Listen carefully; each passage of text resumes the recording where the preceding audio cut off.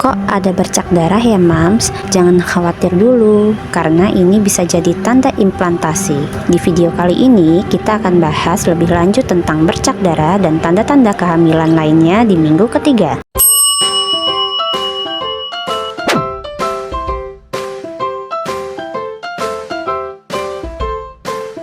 Hai Mams, gimana kabarnya hari ini? Masih semangat kan jalanin kehamilan?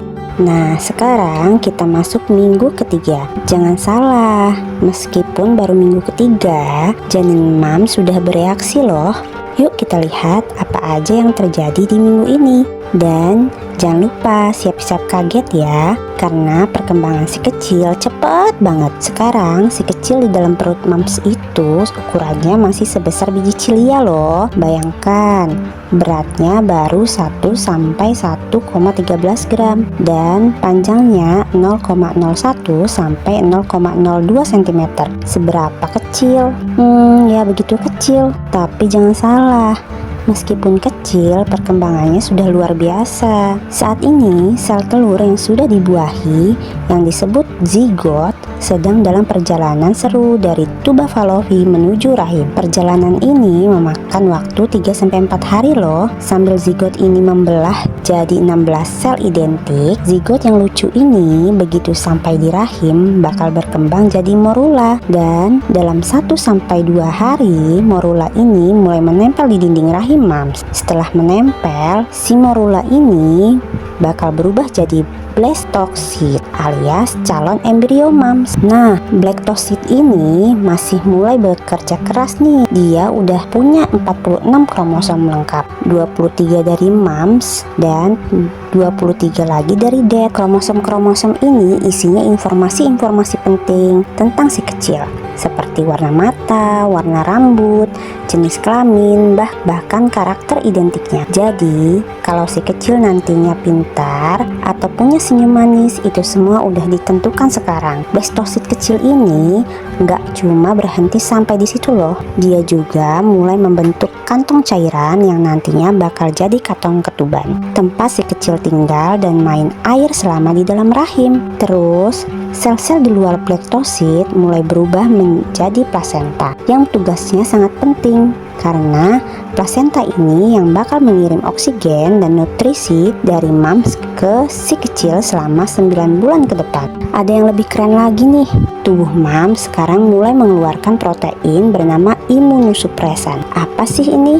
Nah, imunosupresan ini mencegah tubuh Mams menolak janin yang dianggap benda asing. Jadi bisa dibilang imunosupresan ini kayak superhero pelindung si kecil biar bisa berkembang dengan aman di dalam rahim.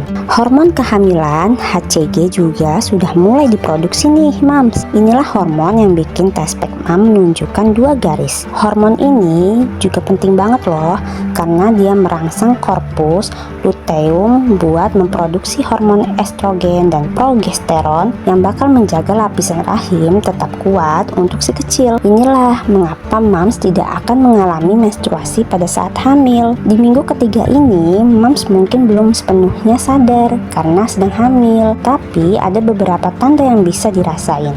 Misalnya sering buang air kecil, payudara terasa lebih besar dan nyeri, mual, dan mudah lelah. Mams juga merasa ada peningkatan suhu tubuh, kayak lagi demam cinta. Selain itu, Mams mungkin juga melihat flek coklat. Jangan panik, ini tanda si kecil sudah melekat dengan baik di dinding rahim. Kalau sudah muncul flek ini, selamat, kehamilan Mams sudah dimulai. Nah, ini tips penting nih, Mams kalau sudah ada tanda-tanda itu bisa segera beli tespek ya. Tapi jangan asal ambil aja dari rak ya. Pastikan selalu cek tanggal kadaluarsanya. Percaya deh, nggak mau kan udah expired, lihat hasilnya, ternyata tespeknya udah kadaluarsa. Bisa-bisa bukannya 2 garis, malah garisnya ngambek gak mau muncul.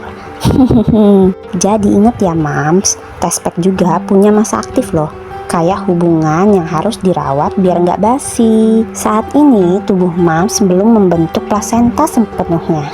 Jadi, si kecil masih mendapatkan oksigen dan nutrisi lewat terowongan kecil yang terhubung dengan pembuluh darah di dinding rahim. Benar-benar sedang dibangun rumah yang nyaman untuk si kecil ya Mams. Jangan lupa, meskipun ini minggu ketiga, Mams masih perlu menjaga diri dengan baik. Pemeriksaan laboratorium, asupan nutrisi, dan menjaga kesehatan tetap sama pentingnya seperti di minggu pertama dan kedua. Buat yang butuh panduan lebih lengkap, cek video minggu pertama kita yuk. Linknya ada di deskripsi. Pendarahan saat hamil muda wajar atau berbahaya? Nah, kalau ada darah yang keluar saat hamil muda, jangan buru-buru panik dulu ya Mams. Pendarahan saat awal kehamilan itu cukup umum terjadi kok. Bahkan 15-25% wanita hamil mengalaminya. Tapi tentu aja ada beberapa kondisi yang perlu diperhatikan. Penyebab pendarahan di trimester pertama bisa berbeda dengan pendarahan yang terjadi pada trimester kedua atau ketiga. Di sini Mams akan diajak mengetahui apa saja penyebab keluar darah saat hamil muda dan kapan perlu ke dokter. Yuk kita bahas. Pertama, pendarahan implantasi. Ini terjadi saat embrio menempel di dinding rahim. Biasanya darah yang keluar cuman bercak-bercak ringan kok dan nggak sampai tembus ke pakaian. Jadi santai aja ya Mams. Kedua, perubahan serviks. Kehamilan bikin serviks lebih mudah berdarah karena pembuluh darah di area itu lebih banyak.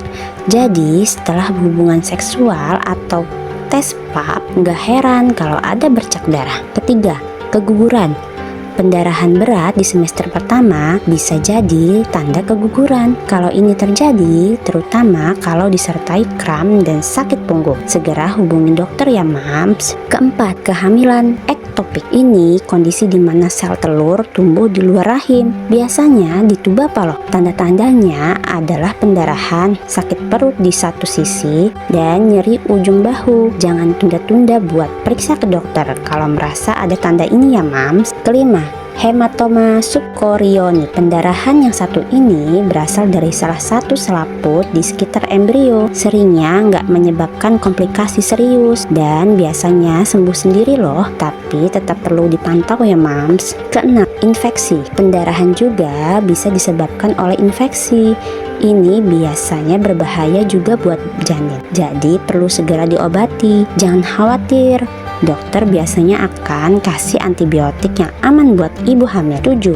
Kehamilan mula. Kehamilan mula ini kondisi di mana adanya masalah dengan perkembangan bayi dan plasenta. Gejalanya termasuk pendarahan berat, morning sickness yang parah, dan perut yang membesar dengan cepat. Sayangnya kehamilan mula nggak bisa dilanjutkan. Jadi, Mams kalau ada pendarahan di awal kehamilan jangan buru-buru khawatir. Seringkali ini hal yang normal kok. Tapi kalau ada gejala yang lebih berat seperti kram dan sakit punggung, jangan ragu buat periksa ke dokter. Ingat, kesehatan Mams dan si calon janin itu prioritas utama. Sampai di sini dulu ya episode minggu ketiga kehamilan di Sahabat Bumil. Jangan lupa subscribe, like, dan share ke teman-teman Mams yang lagi hamil. Sampai ketemu di episode berikutnya dan tetap semangat menjalani kehamilan Mams. Kalau suka video ini, jangan lupa like, komen, dan subscribe buat info kehamilan lainnya. See you di minggu berikutnya, Sahabat Bumil. Bye-bye.